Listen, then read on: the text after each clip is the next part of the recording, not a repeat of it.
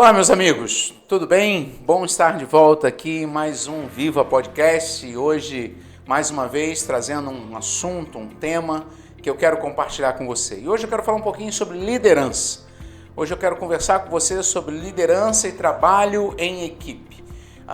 É muito importante que nós, como líderes, como homens de Deus, mulheres de Deus, estejamos observando como podemos ampliar o nosso trabalho, a nossa eficiência, a nossa eficácia através de outras pessoas que estão ao nosso redor. Talvez você me ouça falando assim e pense, mas eu não sou líder. Isso é um grande engano. Todos nós lideramos de alguma forma.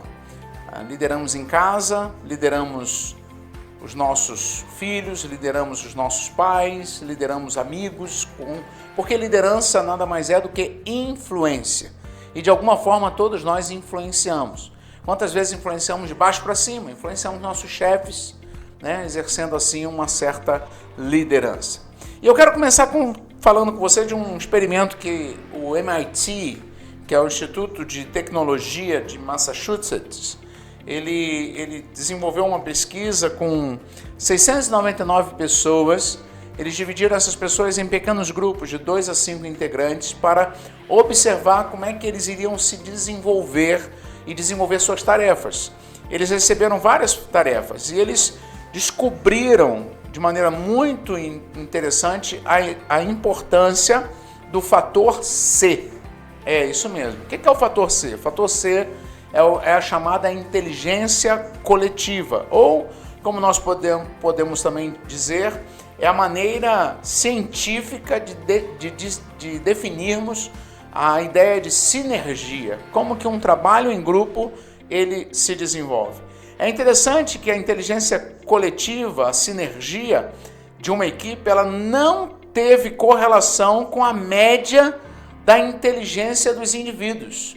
Eles perceberam que grupos que tinham pessoas com QI bastante elevado, com coeficiente de inteligência bastante elevado, não diferenciaram de pessoas que tinham talvez um QI menor.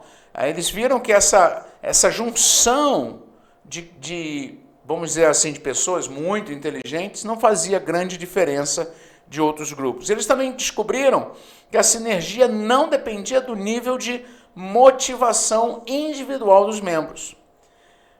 Isso chamou a atenção dos pesquisadores. E aí eles resumiram 3 pilares reais da sinergia.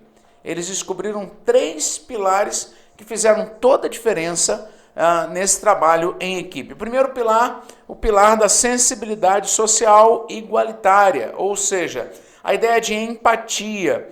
Eles perceberam que quanto mais havia uma empatia entre os participantes do grupo, de perceber, de ler as emoções uns dos outros, a expressão no olhar, o tom de voz, a linguagem corporal, e se compreenderem e se entrosarem, mais essa equipe era bem desenvolvida. Isso reforçou a ideia de líder-servidor. Um líder que junto com a sua equipe, ele está ali e ele está cuidando da equipe, ele está se importando com a equipe, ele presta atenção na equipe. Isso mostrou um nível de diferença para outras equipes em que vamos chamar essa cola de relacionamento, de emoções, de empatia, não acontece tão forte.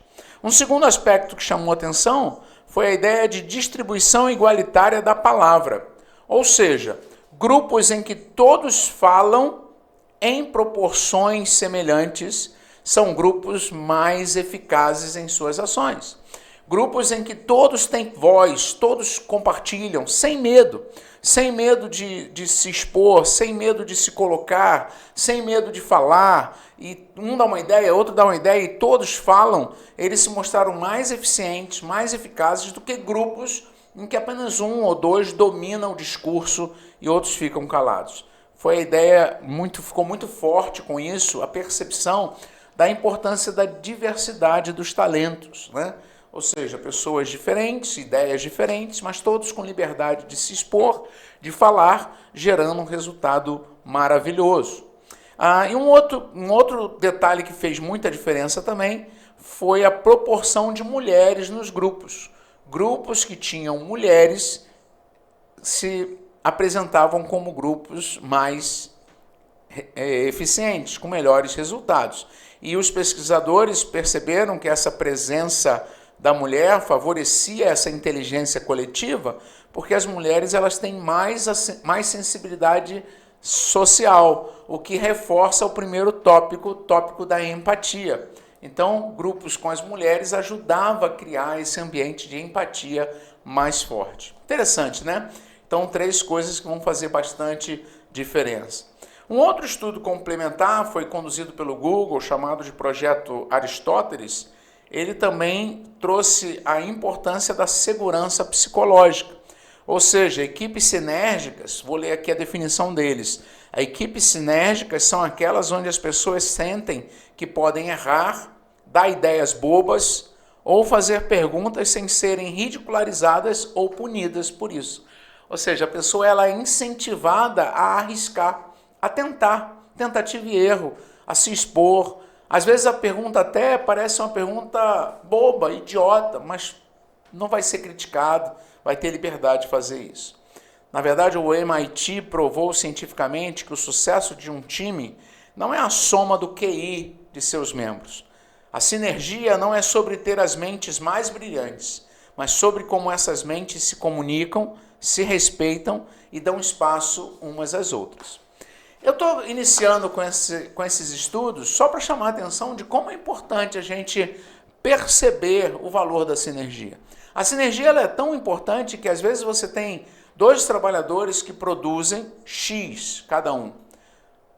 Mas quando você junta os 2 para trabalharem juntos e a sinergia acontece, há uma empatia, há uma identificação, há um relacionamento saudável, eles não vão produzir 2x, eles vão produzir 4x, 5x, porque na sinergia eles florescem, eles se expandem.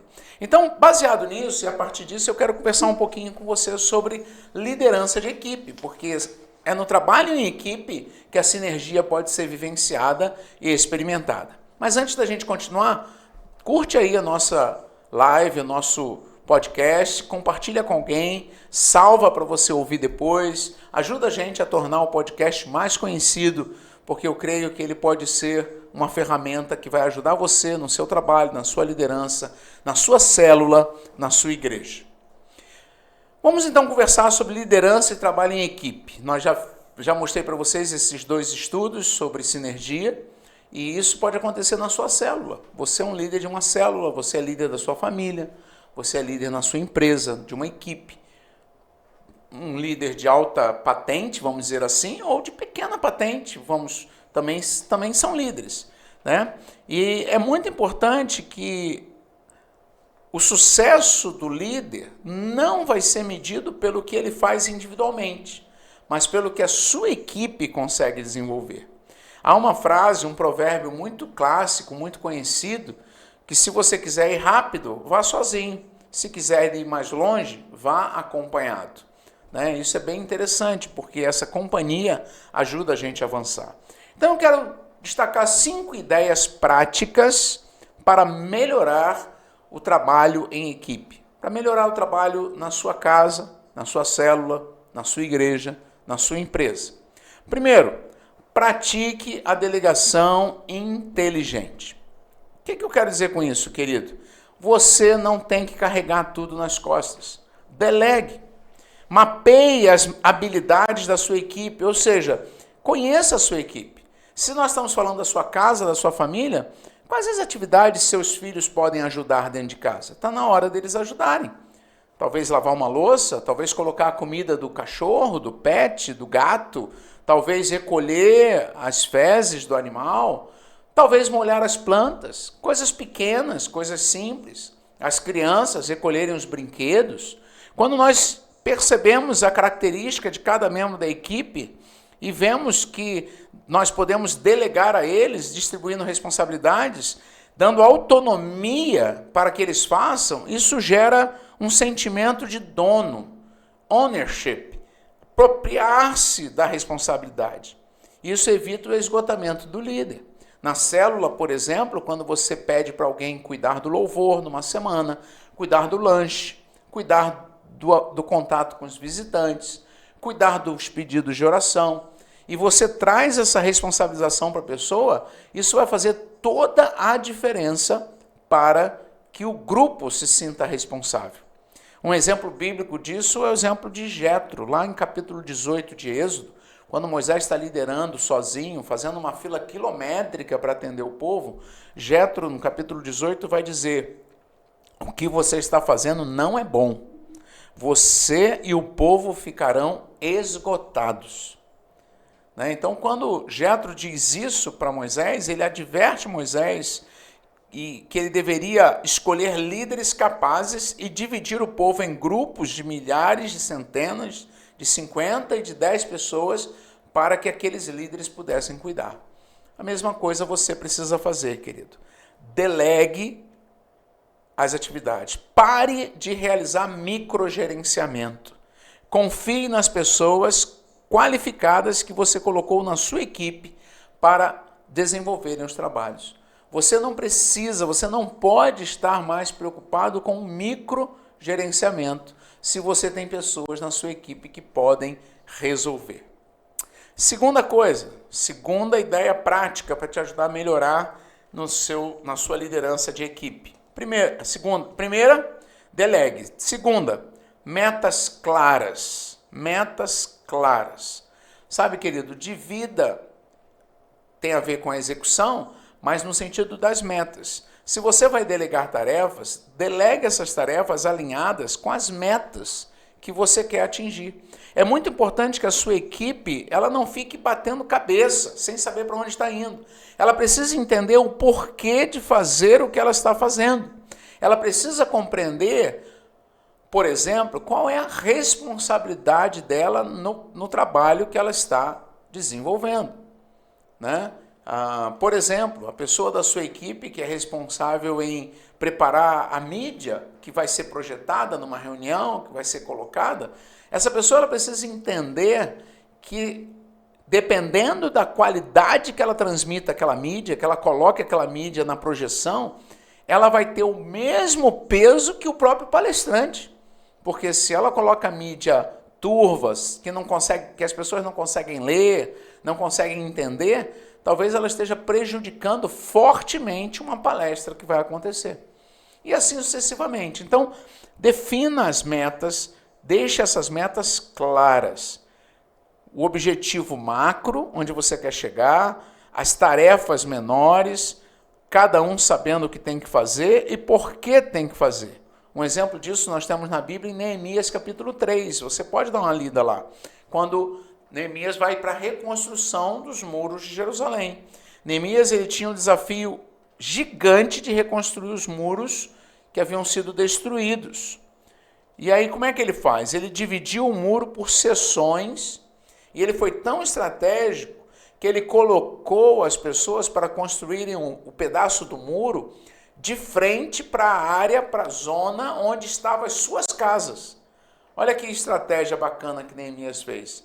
Então a pessoa sabia que ela estava construindo um muro, queria proteger toda a cidade, mas também queria proteger suas casas, porque se ela fizesse corpo mole, não fizesse bem feito o seu trabalho, o muro ficaria vulnerável exatamente próximo à sua casa. Então a sua casa estaria mais suscetível às ameaças do inimigo. Conecte, querido, o trabalho individual ao propósito maior. Mostre para que o colaborador entenda que a parte dele protege, fortalece o projeto inteiro, gera engajamento e gera um bom resultado.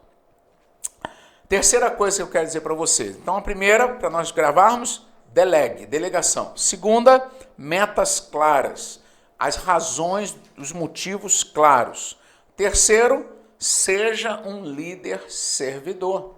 Lembra que eu falei da importância da empatia, de um se preocupar com o outro? Isso começa por você, como líder. Você precisa conquistar o grupo, pelo grupo perceber o suporte que você dá para eles, não o cargo que você tem. É muito importante que eles percebam que essa pirâmide foi invertida e você não está aqui no topo dando ordens, você está aqui na base, dando sustentação, dando apoio. Que eles possam saber que qualquer dificuldade que eles tiverem, eles podem te procurar, que eles ouçam de você perguntas como: o que eu posso fazer para facilitar o seu trabalho hoje? O que eu posso fazer para te ajudar, para você melhorar? Como eu posso te dar suporte para você avançar? O exemplo máximo disso é de Jesus, em João capítulo 13, leia esse capítulo da Bíblia também, quando Jesus pega a bacia, pega a toalha, ele lava os pés dos discípulos. Na época, lavar os pés dos convidados era uma das tarefas mais humildes que existia, reservada ao menor dos escravos, ao menor dos servos. Mas Jesus, sendo mestre e líder daquele grupo, ele pegou a bacia, ele pegou a toalha e ele foi lavar os pés. E ele disse o seguinte: eu vos dei o exemplo para que, como eu fiz, façais vós também. Sabe, querido, é muito importante que as pessoas percebam que você se importa com elas, né? Seus filhos precisam perceber, pai, que você se importa com eles. E não é só dando coisas, pagando contas, é estando junto, é olho no olho, é ouvindo, é chorando junto. Seus funcionários precisam perceber.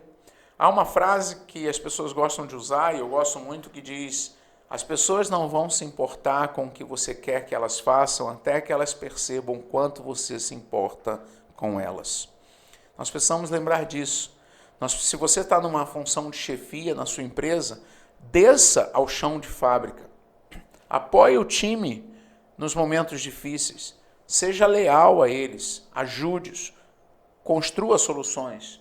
Eu me lembro quando eu comecei a pastorear na igreja de Ricardo Albuquerque, nós tivemos que fazer alguns multirões, porque a igreja estava com a obra inacabada, tinha alguns problemas de limpeza que tinham que ser realizados, a igreja tinha ficado um pouco descuidada nesse aspecto, porque muito tempo de obra, muita coisa fora do lugar, e aí eu resolvi convocar o povo para alguns mutirões, e eu estava lá no sábado. Eu lembro que um dia eu estava lá com a marreta na mão, quebrando umas paredes, e alguns irmãos ficaram surpresos de eu estar lá. Eu falei: mas onde que eu estaria se eu convoquei os homens da igreja para estarem fazendo esse mutirão?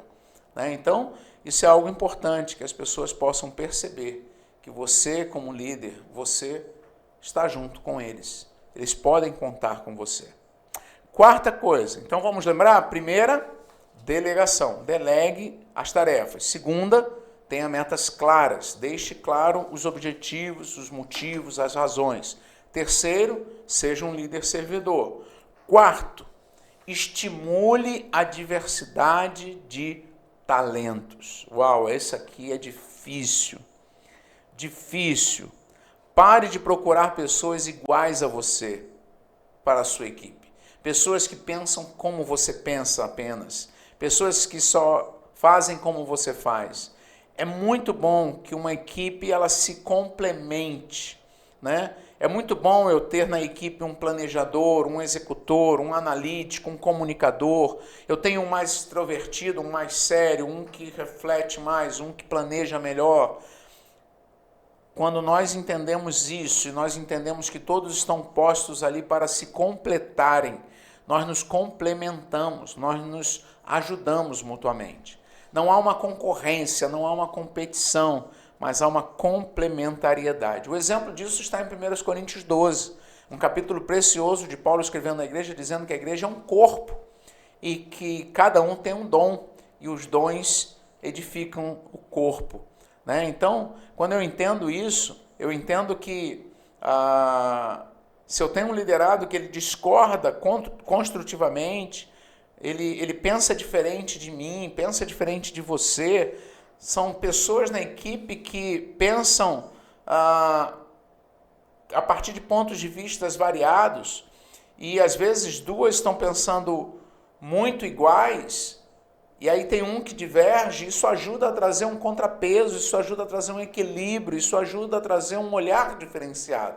É aquela velha história, né? Você já deve conhecer, você já deve ter ouvido falar, porque isso é um exemplo bastante antigo, mas colocaram numa sala um elefante e colocaram 4 cegos, um de cada lado, um atrás do elefante e um na frente. Então, um cego botou a mão, começou a pegar na perna do elefante e diz: o elefante parece um tronco de uma árvore.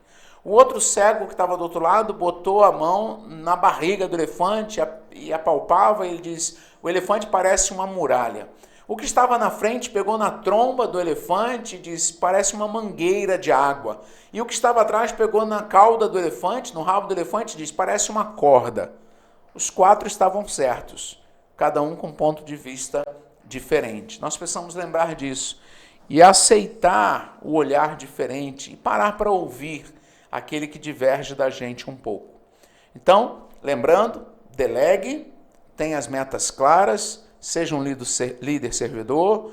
4, estimule a diversidade de talentos, favoreça as diferenças, deixe que as diferenças apareçam de forma construtiva. E 5º e último, celebre as vitórias e proteja a sua equipe na crise. Sabe, o sucesso é do time, o sucesso é da equipe.